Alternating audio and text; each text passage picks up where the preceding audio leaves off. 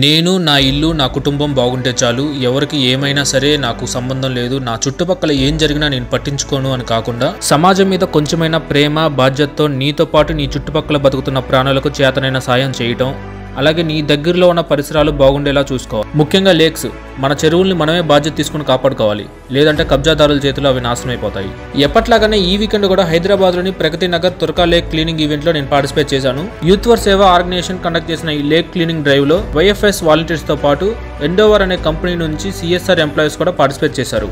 మాకు వీలైనంత ఆ చెరువు ఒడ్డు మీద ఉన్న చెత్తని, అలాగే ప్లాస్టిక్ వేస్ట్ ని గార్బేజ్ బ్యాగ్స్ లో కలెక్ట్ చేశాము. ఒకప్పుడు ఈ తుర్క చెరువు ఎంతో అందంగా పెద్ద పెద్ద చేపలతో ఉండేది, కానీ ఇప్పుడు మాత్రం ఎంక్రోచ్మెంట్స్ గురై ఇలా ఒక్క చేప లేని డ్రైనేజ్ వాటర్ లా తయారైంది. దీనికి మెయిన్ రీజన్ వచ్చేసి చెరువును కబ్జా చేసి ఇల్లు కట్టుకుని డ్రైన్ వాటర్ ని చెరువులో వదలటం, అలాగే ప్రగతి నగర్ వేస్ట్ ని చెరువు పక్కన ఇష్టం వచ్చినట్లు డంప్ చేయడం, అలాగే నైట్ టైంలో ఈ చెరువు చుట్టుపక్కల మందు తాగడం, గంజాయి కొట్టడం, ఇంకా ఎన్నో అసాంఘిక చర్యలు చేస్తున్నారని నాకు తెలిసింది. ఒక్క తుర్కా చెరువే కాదు, హైదరాబాద్ లోని చాలా చెరువులకి ఇదే పరిస్థితి. అన్ని గవర్నమెంట్ చూసుకుంటుంది, లేదా మున్సిపాలిటీ వాళ్ళే ఈ పని చేయాలని కాకుండా ఎవరైతే లేక్ వ్యూ అనే ఆ చెరువు చుట్టుపక్కల హౌస్ తీసుకుని ఉంటున్నారో వాళ్ళకి ఆ లేక్ ని క్లీన్ చేసుకుంటూ, అలాగే ఆ లేక్ ని కాపాడుకునే బాధ్యత కూడా వాళ్ళ మీద ఉందని గుర్తుపెట్టుకోవాలి. మీ చుట్టుపక్కల ఉన్న చెరువులను క్లీన్ చేసుకుంటూ ఫెన్సింగ్స్ వేసి కొన్ని మొక్కలు నాటి వాకింగ్ లాంటివి చేస్తూ జనాలు ఆ లేక్ దగ్గరికి వెళ్తూ ఉంటే కొన్ని రోజులకి ఆ లేక్స్ కబ్జాలకు గురి కాకుండా బాగుపడతాయి. దయచేసి ఒక విషయం గుర్తుపెట్టుకోండి, మీరు చెరువుల్ని క్లీన్ చేయకపోయినా పర్లేదు కానీ మీ ఇంట్లో వేస్ట్ ని ఆ చెరువుల్లో వేయకండి. ముఖ్యంగా ప్లాస్టిక్స్ ని మంచి చేయకపోయినా పర్లేదు కానీ చెడు మాత్రం చేయకండి.